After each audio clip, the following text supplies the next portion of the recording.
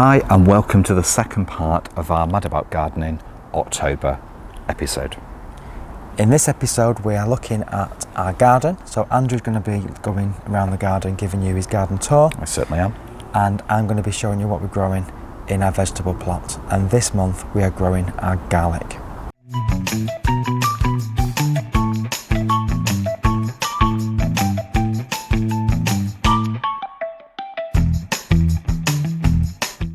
I'm starting my garden tour with this wonderful Rudbeckia, and this one is called Indian Summer.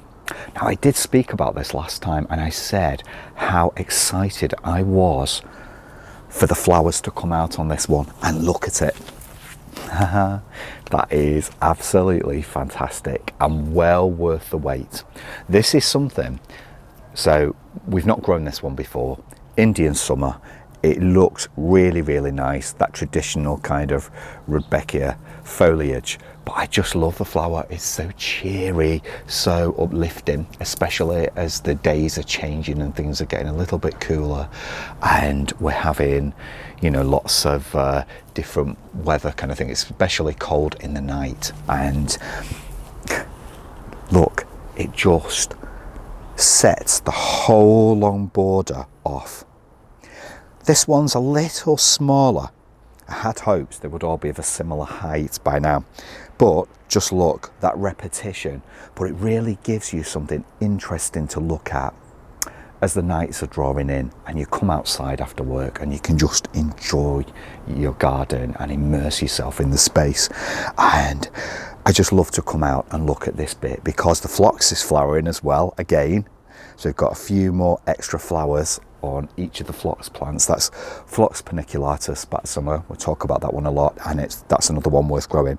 But this Rudbeckia Indian Summer, I really do recommend it. I think it's gorgeous. It's just so uplifting and so different. Whilst it does have that traditional look about it of a Rudbeckia, obviously this is quite a different plant, as you can see, and I just think it's lovely and well worth growing, and certainly one that we will be growing again next year. Now, Superstar, it's a really beautiful rose, and this one has actually been in this garden. It was certainly here when our friends moved into this house in the mid-1960s. It was here then. So what a wonderful thing for this rose to still be here, still loving it, still thriving, and it's just so beautiful to have it here in the garden and be able to enjoy it. I love the scent from it, but I'm telling you now, it's a lovely colour, and Superstar is one that you don't see many gardens anymore. We did used to see this one a lot everywhere, certainly in this area. I think this is the only one left in the area that I can see in people's gardens, but there you go. Also, along here, the roofs have started to change. We've got that lovely, beautiful red foliage come in, which I really like. Then moving on to one of my favourite bits, the sweet peas, because you cannot beat bringing sweet peas into the house. As you know, I really like to cut flowers and bring them in, and what better flowers to bring into the house than sweet peas. Now these, it's a mixed variety, and literally it has just been growing and growing because it is so happy. As you remember, Paul, I say this all the time, Paul likes to put them in pots when they're planted as seeds. They grow on, then they're placed onto the soil rather than planted in. I can show you, look. They're a little bit dry actually, so we could do with, but the roots have come through. So watch, when I try and move that pot, the roots have gone right through. I can't lift it because the roots are right down into the soil, and that's just where we want them to be. But they've done particularly well this year. I think it's because of all the rain that we've been having, because sweet peas like to be well watered, and this year, throughout the summer, there was a few dry parts of the summer, but I think that this year it's been quite a wet summer, and obviously they've responded to that by being very happy. Now if we keep cutting these, I cut them a few days ago, so if we keep cutting these, they're going to keep flowering. We're going to let some go to seed. We always do that every year and collect the seed from them, but I'm certainly going to cut quite a few of these off. I will save a few, but I'm going to cut a lot off because I just love that scent in the house. It's great, especially, you know, when you're inside during the evening and you know there's you finish for the day and you're just thinking, oh, I want to go out into the garden. But it means coming out into the garden and putting the lamp on that we have in the garden.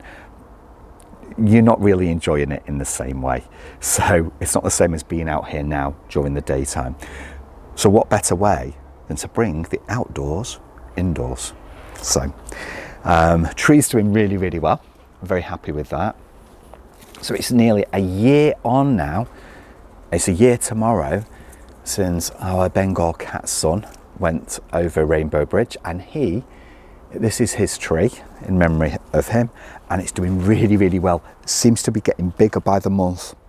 That trunk is getting bigger by the month, literally. And obviously we keep releasing the tie as well, because it's staked, and we do keep releasing that tie as it expands. The Erigeron annuus, this one is called, and it is actually an annual. So this is beautiful daisy-like plant, gorgeous plant, and it will self-seed everywhere.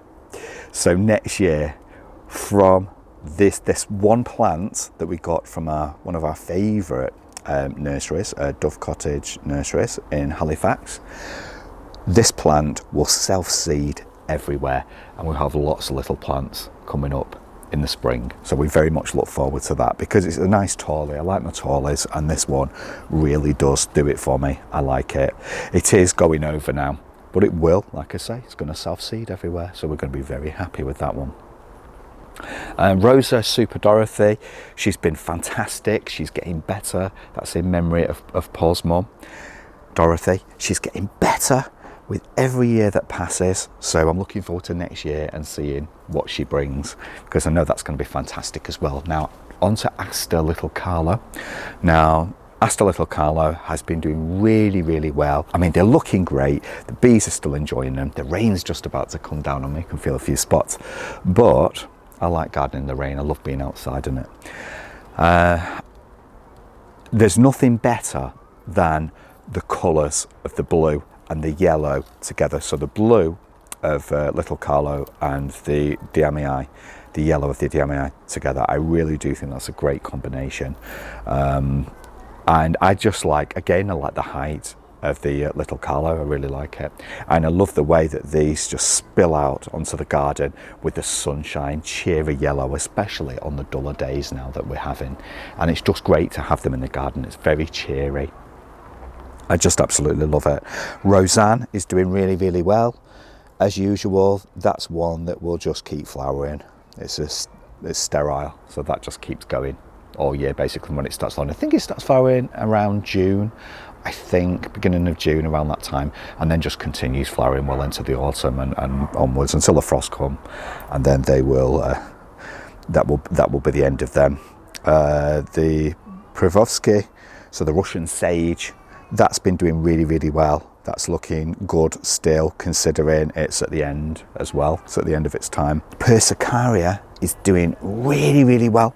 It's great here, but if you follow me back over to this side, I missed it on the way past, but you can't really miss it, because just look how wonderful it looks. It's absolutely amazing, and it's still going strong, and the bees are still loving it, and it's just great to see this area, a mass of bees on a nice weather. Beautiful spider there, but I'm moving his web because he's trying to trick everything that flies past, including the butterflies that we've been having as well.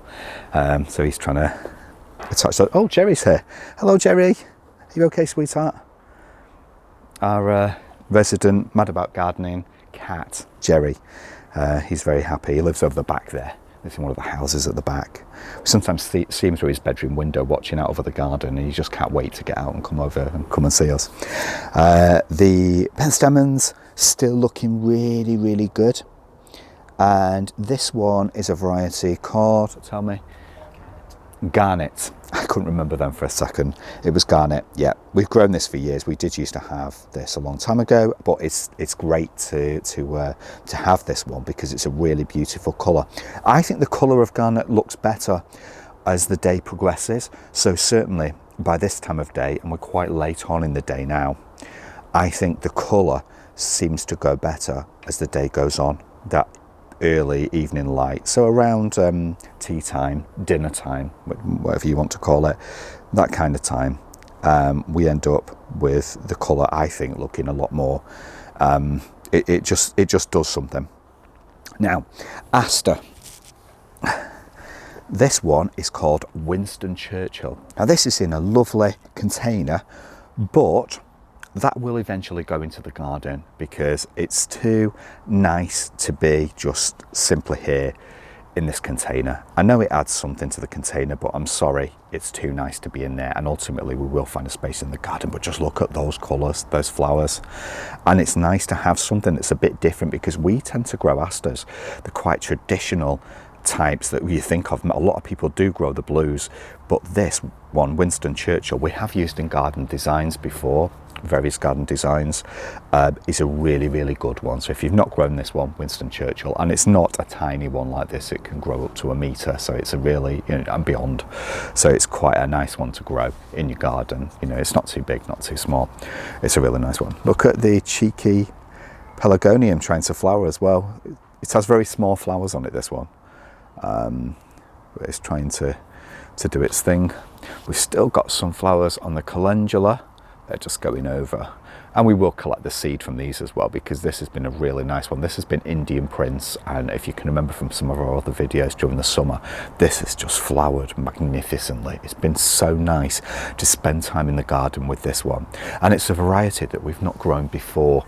We've never grown Indian Prince before, and I just think it's one that we will definitely keep growing because it's been so good. Now, on to this beautiful central border. As you can remember, there was a huge shrub here that was very beautiful, but it was just looking very tired, and it needed just a little something, so it was cut back. Look at the lovely new foliage. I love the foliage of it when it comes back because it's a beautiful red, but what I want to show you is this area, because we've got the aster twilight in the garden, we've got the Rudbeckia, and this Rudbeckia is called Rudbeckia missouriensis, and I think it's really a beautiful one. Now the thing is, it's gone over, and that's fine, because look how stunning these seed heads look when they do go over, and that's the thing about Rudbeckia. I love the seed heads on them, and Paul does too, but they look great. But this, about 2 weeks ago, looked absolutely amazing. We've also got the Pennisetum, and this is a Pennisetum called Hameln. It's a really lovely one, and I just think it sets off this area. Those beautiful spikes, they're so furry. They're almost like a cat's tail, almost, when you touch them like that and run your fingers through them. They're almost like a cat's tail. I absolutely love them. And, you know, like I say, a couple of weeks back, this was just a riot of colour, and it was just so lovely to see the Pennisetum just doing its thing with the flowers. Now, we've also put, well, Paul's also put these ones in, and these were from Dove Cottage as well. And this is Diascia, and this one's called Emma. It is Emma, isn't it? Yeah, Diascia Emma. And the reason why they've been placed there, they need to go in. As I say, those are from Dove Cottage nurseries as well, but these are really nice, and I think that they're going to go into this area. So Paul will put these in at some stage because they are gorgeous, and they do go with everything else that's in the border. And it's really exciting when you get new plants and bring them into the garden and introduce them. It's going to be really nice next year. Really looking forward to this. Now we've got Geranium pratense, and this one is Splish Splash. Now Splish Splash there, the colours on that, this one will be a beautiful blue and white all on one flower. So you have the blue, the white, all on one flower. It's going to be amazing. We've had it before a long time ago, and it was absolutely amazing. It's a really nice one. It's actually my favourite geranium. Really is. So Splish Splash, it was formerly known as Painter's Palette, so that's one that you might know it as well. But Painter's Palette, Splish Splash, really nice one. Really do recommend it. Look at Jerry, he's enjoying himself. Are you enjoying the garden? He's loving it. He's so happy. Now we've got, oh, look at this with the jasmine. So still some flowers on the jasmine coming through. That's because what I do is I clip it at various times and various parts of it. So one bit will flower, I'll then clip it, the other bit's about to flower, that gets clipped when it's finished, but by that time the other bit's grown and will start to flower again. So there's always flowers going along, and that will last us. I mean, we're into October now, and we're still getting that scent from the jasmine. So I'm looking forward to showing you this as well. Now, hello Jerry, you okay? This is Geranium Nimbus. Now this was chopped back to the ground with the secateurs. Sometimes I'll use hedging clippers, but it was chopped down with the secateurs, and look at it. It's come back, it's flowered. Those are the spent flowers, obviously. The seed head's forming, but look at the flowers. It's come back, it's done its thing, and that's the beauty of geraniums. You know, when you cut them back, the worst case scenario is that they don't flower again, but most harder geraniums, a lot of them will flower again. And if you chop them back, they reward you with fresh foliage. So instead of looking tired and brown, you've got that fresh foliage, and you've also got the flowers as well to look forward to. And to see this in October, to be sat here in the garden in October, and to be experiencing the flowers of this geranium is just really a wonderful thing as well. And the armeria as well, or the thrift. I mean, look at this, that's flowered again. Obviously, once the heads are spent, normally what I do is I cut them off, and then fresh ones will appear. Now, most of the summer, there was nothing there at all whatsoever, and it just stayed in its clump. There's two clumps there joined together, actually. It just stayed in its clump. And then all of a sudden, not long ago, the flower spikes began to appear again, and we got all these flowers again, and it's just so wonderful to see. Now, there is something else I want to talk to you about. We've got a little project going on the other side of the garden, on the left side, to the left of me, and it's a bit of a mess at the minute. And the idea of this is that we're trying to create some extra screening, really, and some extra privacy, because I like to feel that in the garden it's a nice private space, and there's some elements of the garden that are just a little bit too open for my liking. So we're trying to sort of like gently increase the screening, and the idea is to use some shrubs, some of our favourite shrubs, along a new border that's being cut out of the garden, and I'll show you. Now, this was where all this beautiful Victorian paving was laid, and these pavers are beautiful, and they're going to come in handy somewhere else in the garden. They will be used and they will come in handy somewhere else, but we've created all this border space. We already have some shrubs along here, and these shrubs are evergreen, so they're providing us with the screen that we need. But we want that little bit of extra height as well, so we're going to do it by using some shrubs that are kept in check, very discreetly just placed around, and that will really help the situation and really make it so that it looks, we have that privacy, and at the same time it's open as well and the sunlight's able to come through. We've got here smoke bush. Now this is one that Paul chose for the garden, and it's a really nice one. I know that it was in my mum and dad's garden, so my grandparents' garden, and this is one that has these beautiful feathery light flowers. Look at that, they're gorgeous. They're absolutely stunning to look at. But look at the foliage, that lovely purpley foliage. You can't beat it, and it's something different when looking at the green foliage along the backdrop here. And we've also got along this section something really, really special, because this is Philadelphus virginal. Now Philadelphus virginal, this is a cutting from the one that's actually in my mum and dad's garden that you will have seen on another video. So this is the one this is from the one that I planted when I was 10 years old, and Paul's grown this on, and now it's been placed in this border, and it will just throw up those lovely stems that will eventually, probably not going to, it's not going to do very much next year, but probably the year after, so say 2-3 years time, it will do its thing, and we will begin to have in June those lovely flowers, those gorgeous, absolutely stunning white flowers that give you the illusion of orange blossom with the scent. They will just fill the entire garden, so it's great to be bringing this one back into the garden. And just behind me, I've got this beautiful Actaea. Now, this Actaea will be useful in the fact that not only will it provide autumn scent, so in autumn you get the most amazing scent from this, and this will grow. This could potentially, this one small plant could grow into quite a big clump that is quite high as well. If you left that in the ground for years and years and it was happy, it wouldn't be a little tiny thing like this anymore.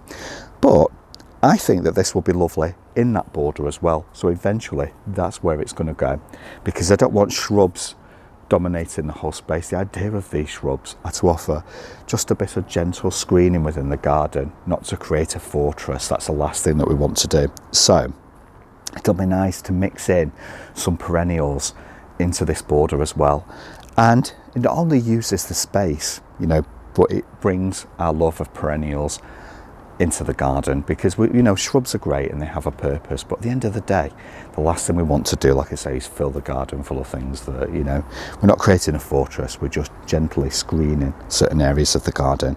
And this Actaea will be fantastic in that border somewhere. But I will say this about Actaea: the scent from the flowers. If you get some Actaea in your garden, I love the dark foliage ones as well, but this green one is a really nice one. I've seen this growing over the years. We've used it in designs ourselves, and we've grown Actaeas before as well. But the scent from the flowers, again, you know, because I'm big on scent, if you've never grown Actaea before, grow it for the scent, because you will not be disappointed, honestly.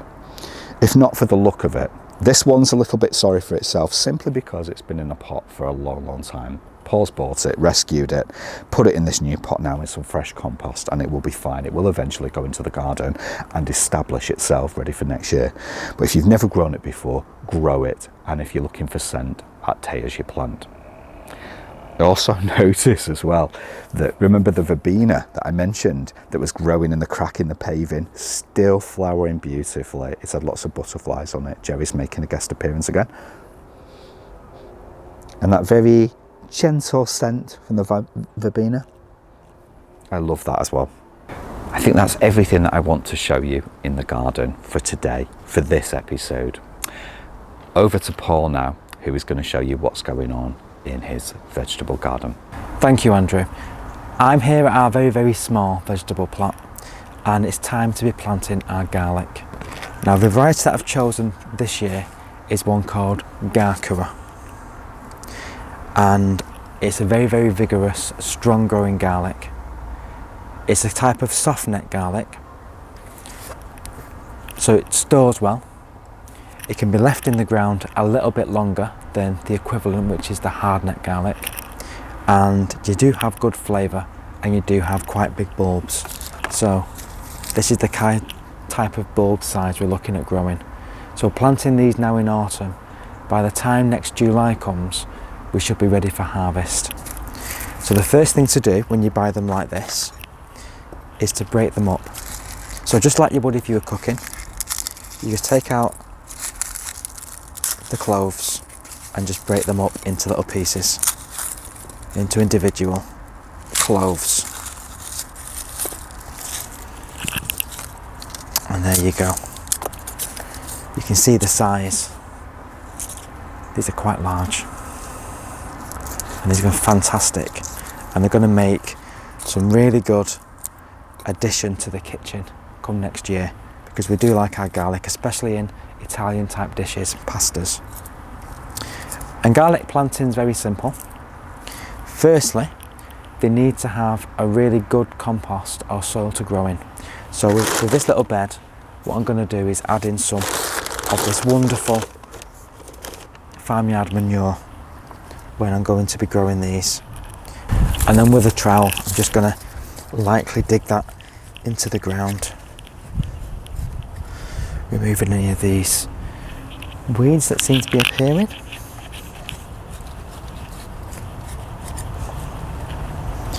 So it's really easy to grow. All we need to do is make sure we plant it the right way up firstly. So the bit that's got a bit of a tip is planted upright, and that bottom bit, which is more flat, is planted downwards. And we just dig a hole, and you want to be planting these roughly maybe 2 or 3 times the depth. So I'm going to plant it as deep as that, and then cover that over. And in a space like this, I'm probably going to fit in just 3 in a row, because I want to give them space. Because if you think about how big the bulbs get, you want to be allowing that space for these to grow. So I'm going to say about 3 along this side.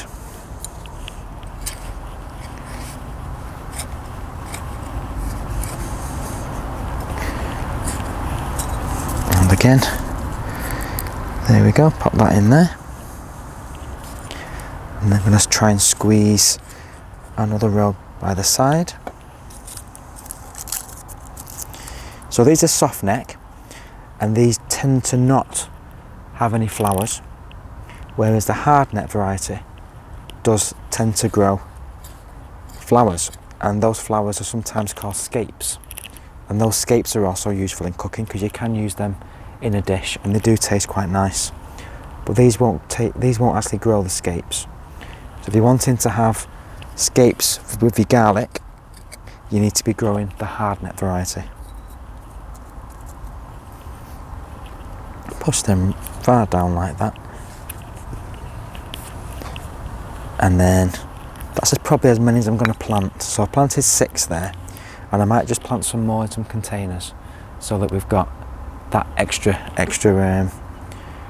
addition of garlic growing. But I'm going to grow more stuff along here, so I'm not going to continue with too much. Now I'm growing it deliberately at the end of the bed, because as these start to grow, they're probably going to grow higher than the netting. So I can just leave the netting to a point, and these can grow beyond it. The kale, which is the last 3 remaining plants that have not been nobbled, they seem to be okay. I mean, there's one really strong one, and these other 2 are fighting for their lives with the slugs, despite these slug barriers.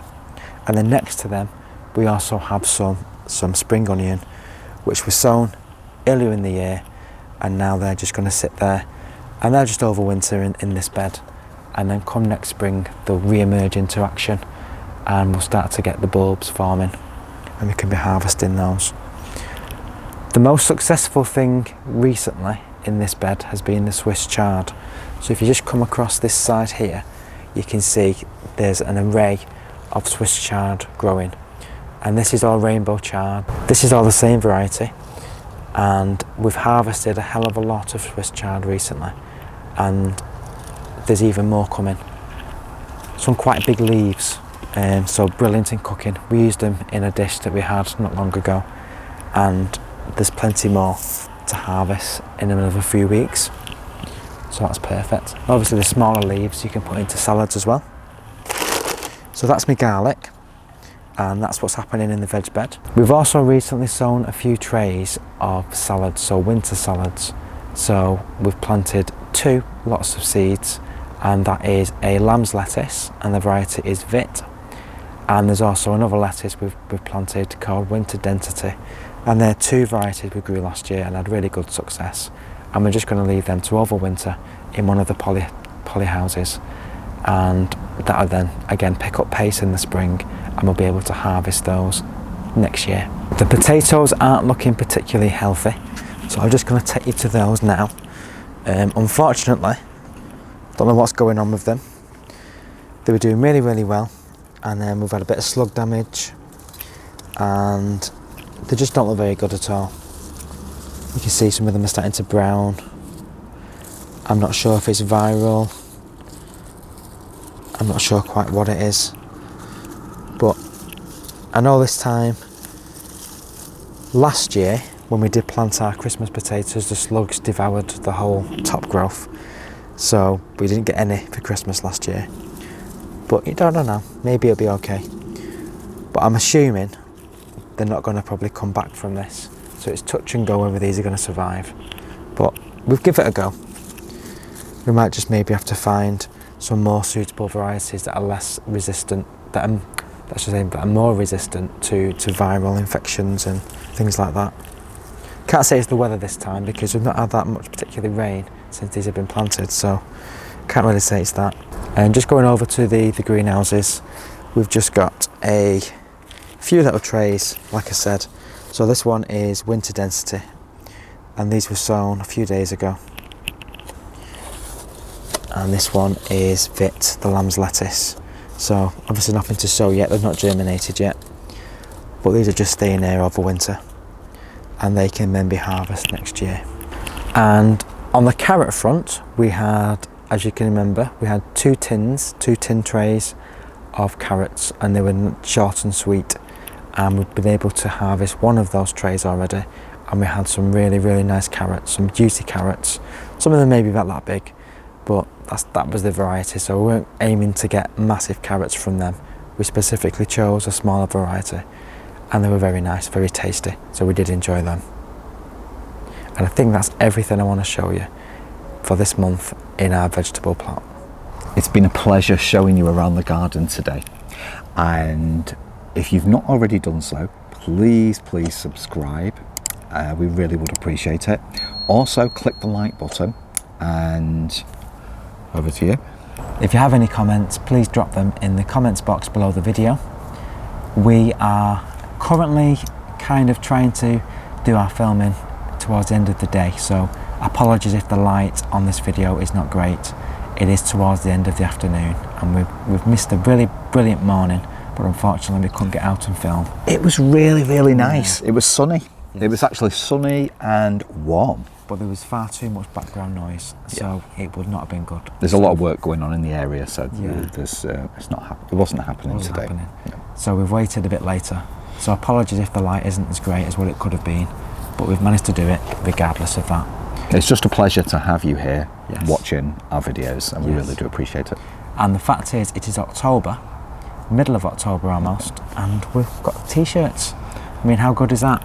Amazing. It's a long time since I can remember that in middle of October you can be wearing t-shirts. That's just wonderful, isn't it? I think the last time was when we had an allotment years ago, wasn't it? And we were setting up the allotment. Yeah, remember? That was it, a long time ago. So thank you for watching, and we will see you very soon on the next video. In the meantime, please do take care. Thank you for watching. Missouriensis. Hameln.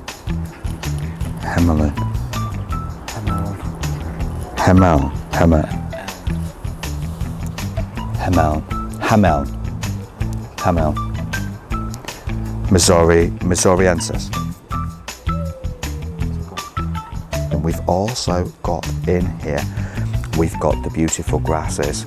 So we've got the, can't see it. Do you not see it? It's there.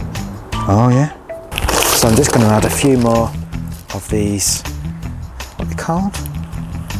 Scoops. Scoopfuls.